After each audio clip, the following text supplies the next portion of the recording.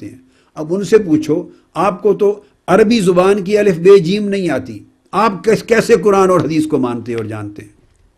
صاف ظاہر ہے وہ اپنے محلے کے کسی امام صاحب کو، جو بھی اسکالر ہے، جس کے پیچھے نماز پڑھتے ہیں، جس کا جمعہ سنتے ہیں، انگلش میں لیکچر سنتے ہیں، تو وہ اسی کی مانتے ہیں۔ تو نام بنا دیا ہم صرف قرآن و حدیث کو مانتے ہیں، دراصل مان رہے ہیں اپنی مسجد کے امام کو۔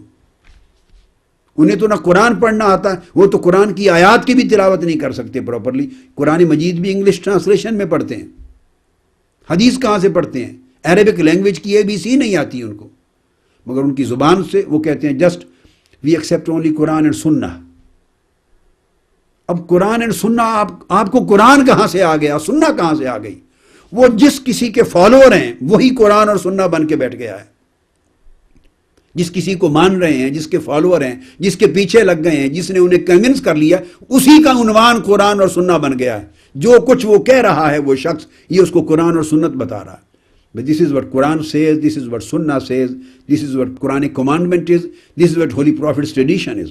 جو وہ بتائے جا رہا ہے، خواہ وہ آدھی حدیث سنا دے، خواہ وہ ایک تہائی سنا دے، خواہ وہ کمزور سنا دے، خواہ وہ غلط سنا دے، صحیح سنا دے، خواہ سنا کے اپلیکیشن غلط کر دے، انٹرپریٹیشن غلط کر دے، ان کو تو الف بے جیم نہیں آتی ہے زبان کی۔ تو چونکہ اس پر اعتماد ہے، سو کہتے ہیں ہم کسی کی نہیں مانتے، ہم کسی امام کو نہیں مانتے، ہم کسی مذہب کو نہیں مانتے، ہم تو قرآن حدیث کو مانتے ہیں۔ وہ امام اعظم کو نہیں مانتے، اپنی مسجد کے امام کو مانتے ہیں۔ وہ امام مالک کو نہیں مانتے، اپنی مسجد کے امام کو مانتے ہیں۔ امام شافعی کو نہیں مانتے، امام احمد بن حنبل کو نہیں مانتے، امام غزالی کو نہیں مانتے، امام رازی کو نہیں مانتے، امام قسطلانی کو وہ نہیں مانتے، امام عسقلانی کو نہیں وہ جانتے، ہم نہیں جانتے وہ کون ہے۔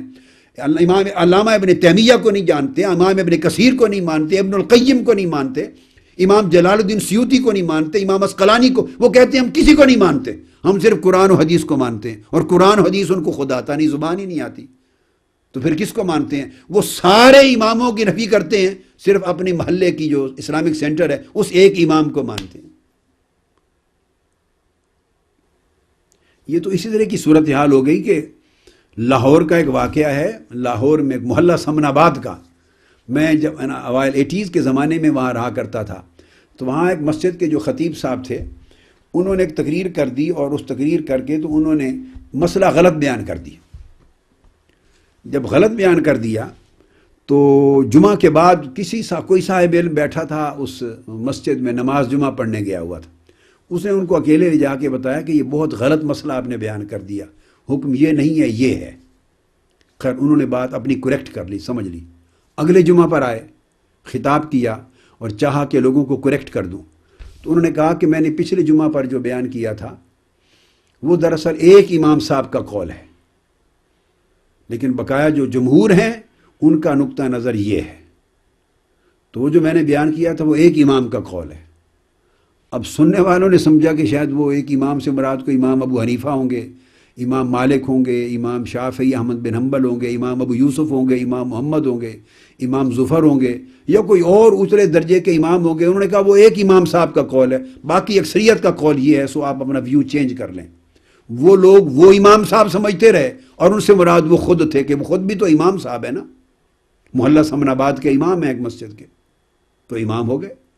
یہ ایک امام کا یہ قول ہے۔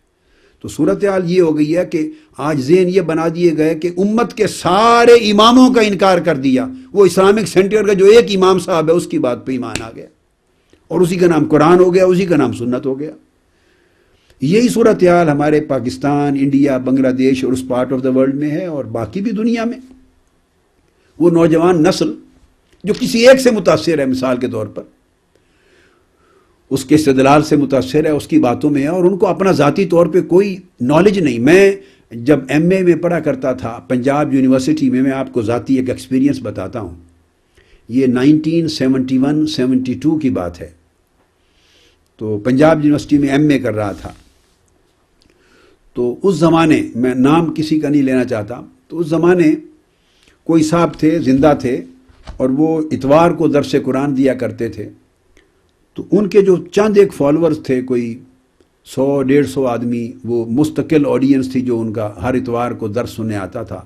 تو وہ ایک نقطہ نظر کے، ایک فکر کے بانی تھے، اور ان کا موقف یہی تھا کہ حدیث کی حجیت نہیں ہے، حدیث اور سنت کو نہیں ماننا، یہ کوئی حجت، کوئی واجب اور فرض نہیں۔ صرف قرآن. جب حدیث سے جان چھوڑا دی اور صرف قرآن کی بات آ گئی تو قرآن کو پھر جس طرح چاہے انٹرپریٹ کریں، لغت کے ساتھ انٹرپریٹ کریں.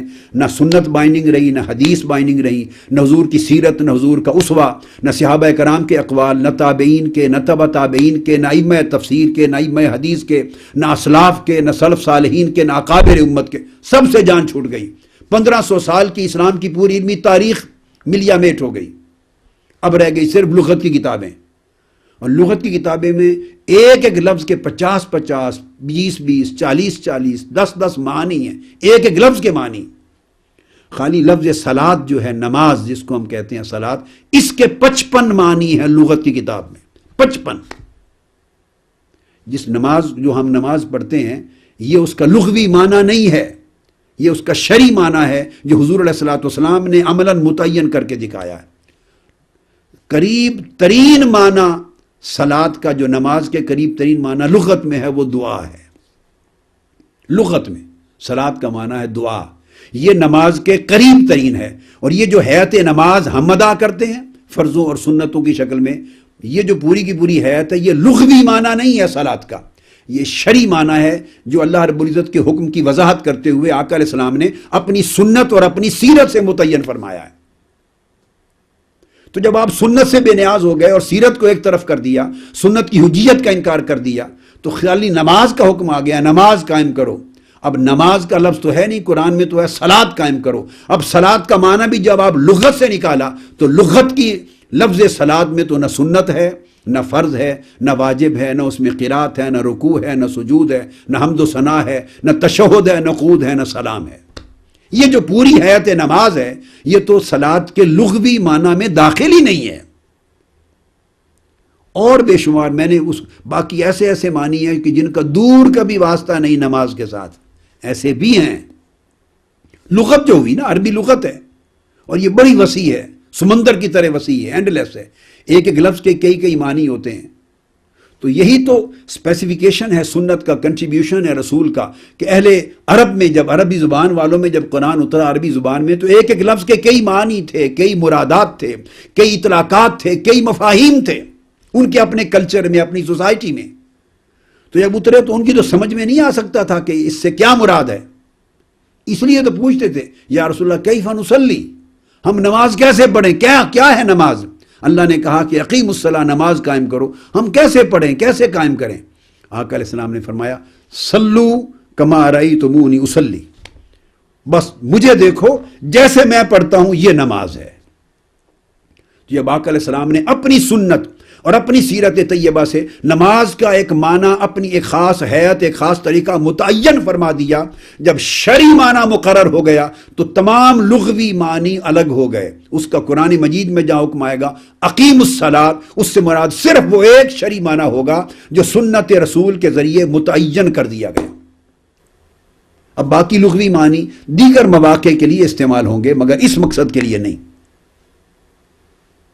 تو جب آپ نے سنت اور تمام چیزوں کے اور جو جتنے مصادر اور مراجع شریعت ہیں ان سے چھٹکارا پا لیا تو پھر صرف لغت رہ گئی. اب لغت کے بے شمار معنی ہیں جو آپ کے نفس کو سوٹ کرے، جس میں آپ فیسیلیٹی فیل کریں، جو آپ کی طبیعت میں، دین گریز طبیعت میں، دین سے باغی طبیعت کو جو معنی سوٹ کرے اٹھا کے اس کو جڑ دیں اور کہیں یہ قرآن کا حکم ہے. اب اگر قرآن مجید نے کہا اپنے رب کی نماز پڑھیے اور قربانی دیجیے، انا اعطیناک الکوثر فصلی لربک وانحر ان شانئک هو الابتر، اپنے رب کی نماز پڑھیے اور قربانی دیجیے. اب یہ جو فصلی آیا نماز پڑھیے، تو پورے قرآن میں نماز پڑھنے کا نہ یہ طریقہ مذکور ہے. یہ کہنے والے کہ یہ قرآن کافی ہے، تو قرآن میں تو یہ طریقہ ہی مذکور نہیں ہے. اب فصلی لربک، اپنے رب کے لیے نماز پڑھیے، اب یہ کیسے پڑھی جائے گی؟ ذکر ہے، دعا ہے. بس ایک آدمی کہے گا جی میں نے اللہ کو یاد کر لیا، بس میری نماز ہو گئی. ایک نے کہا میں نے اللہ کے حضور دل میں دعا کر لی، میری نماز ہو گئی. اب وہ تو پھر جو معنی لغت کے ساتھ آپ کرنا چاہیں تو جان چھوڑاتے جائیں. وضو بھی گیا، نماز بھی گئی، پنجگانہ بھی گئی، جماعت بھی گئی، مسجدیں بھی گئیں، ضرورت ہی نہیں ہے. کیونکہ یہ تو جی لغت میں لکھا ہوا ہے، اس کا معنی دعا کرنا ہے، بس میں نے دعا کر لیا، میری نماز ہو گئی. تو یہ تو راستے ہیں دین سے بغاوت اختیار کرنے کے. تو تو نہ فصل لربک پر عمل ہوا، آگے فرمایا ونحر، اور قربانی دیجئے. اب قربانی دیجئے ونحر، اب یہ جو نحر ہے